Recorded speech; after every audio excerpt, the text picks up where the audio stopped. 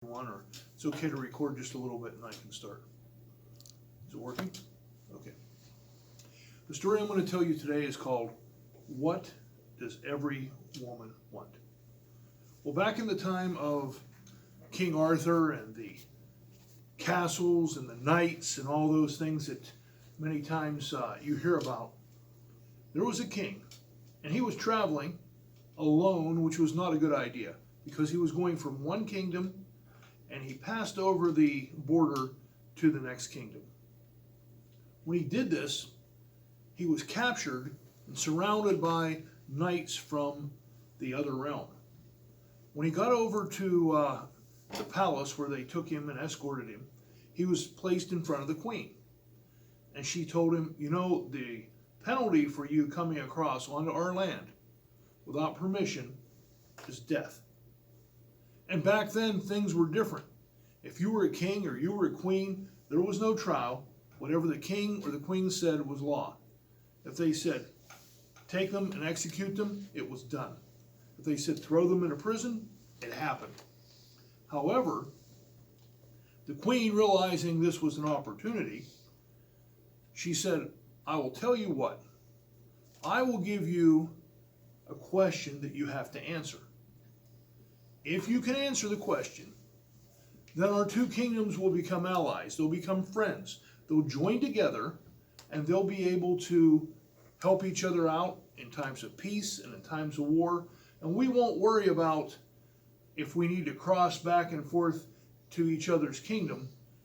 We'll be joined as friends. And if somebody comes and they start a war with you, we'll have your back. And if the same thing happens, you'll have our back. However, if you decide that you don't want to answer the question, or if you can't, then I'm going to have you executed. Well, she knew that the king was a man of honor. And so if he gave his word, even if it meant his death, he would return. So at that point, the king left. But right before he left, he said, all right, what's the question? And the question was, what does every woman want? He thought, well, how hard can this be? I have wise men. I have people that can help me in my kingdom. She said, you have 60 days. If not, you need to return.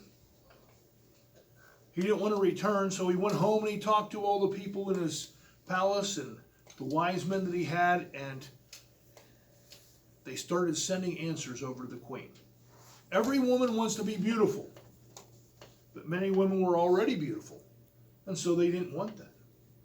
Every woman wants to be rich, but riches couldn't buy happiness and couldn't buy friends.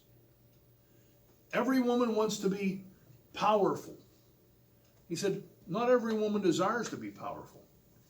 What is it that every woman wants? Well, he started thinking, and finally his knight came to him and said, I have got to go and ask her. He goes, no, you're not doing that. He says, I need to ask her. He said, no, you can't do this. But the knight said, look, we only have a short time, and I can't have you go over there and be executed. So the knight started off on his horse, and about 2 miles from the castle, he went to see her. She was the woman that everyone felt was a witch. She was someone who looked terrible. When he turned down the road to her place, you could see the grass was dry. It was like straw. The trees were all gnarled. The situation was just bleak. The road was bumpy and had holes through it. And when he finally saw her house, you could see it was actually crooked. And the ivy, which was once beautiful, was now all dry and looking like spaghetti. And as she opened the door when he knocked, her appearance was terrible. Her skin was covered with something like boils and pimples, and her hair was just sticking out of only part of her head, and it was old and gray, and when she started to speak, her breath was terrible. She had only part of her teeth, and the part that she did have they weren't in good shape. And he treated her with respect. And she said, I know why you've come. The word is out through the kingdom. You need to know the answer to the question. What does every woman want? He said, yes, that's what I need to know.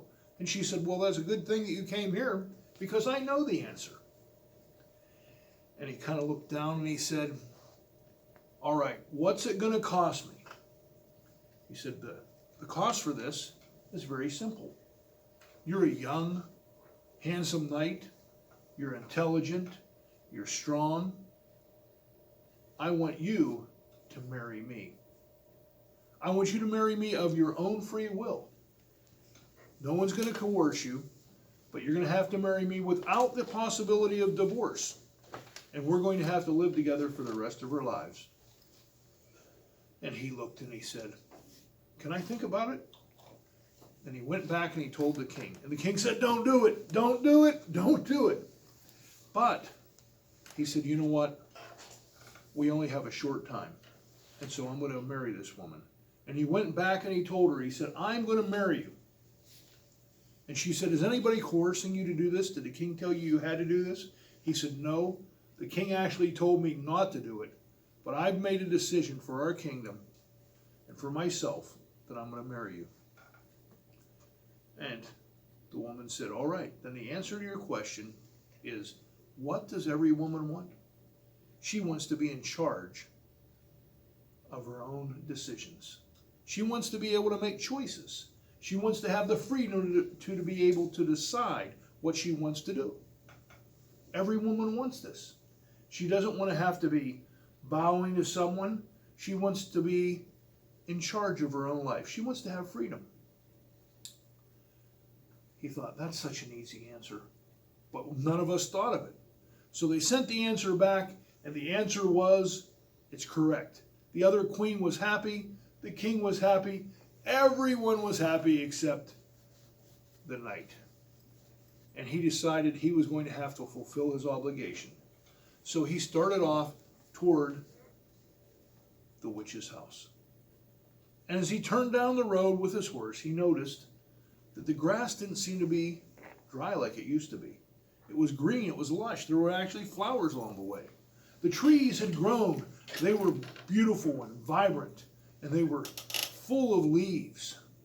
And birds were singing. And he looked down at the house, and the house was now straight. And the ivy was again growing. And he knocked on the door and he said, I'm here for the woman of the house. And when the lady opened the door, he saw the most beautiful woman he'd ever seen in his life, with long flowing hair and beautiful bright eyes and clear skin and a very soft and gentle and kind voice. And he said, I'm here for the woman of the house. And she said, I'm the woman of the house. He says, no, no, no. He says, I've been here before. I know you're not the woman of the house.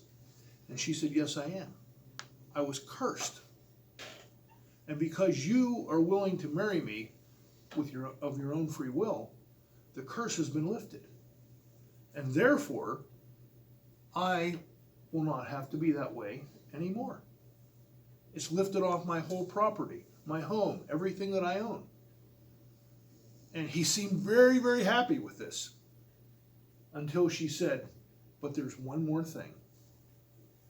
I can only be like this half of the time. Either when we leave the house or whether when we're in the house. So you have to decide. You want me to be beautiful all the time when we go out in front of your friends, when we have dinner with the king and the other knights, and then when you come home, I'll be as ugly as I ever was.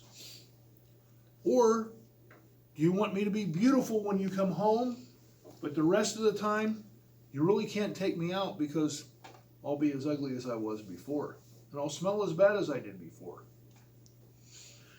And he started thinking about it. And he said, you know what? He said, I learned something when you were talking to me earlier. What does every woman want? She wants to be able to choose for herself. He said, therefore, I'm going to let you decide. And she started jumping up and down. She started dancing. She was excited. He said, "What's going on?" She said, "Part of the curse was that I could not tell you. But if you let me decide, I could decide how I wanted to be all the time. I would no longer be bound to just half of the time being one way or another." And she says, "I'm going to choose to be beautiful all the time." Well, the knight and the woman who wasn't a witch, but had been cursed, lived together. They married, they had children, and they grew to love each other strongly and were great assets to the kingdom. And at that point, both of them felt like instead of being cursed, they had been blessed. So the moral of this story is, what does every woman want?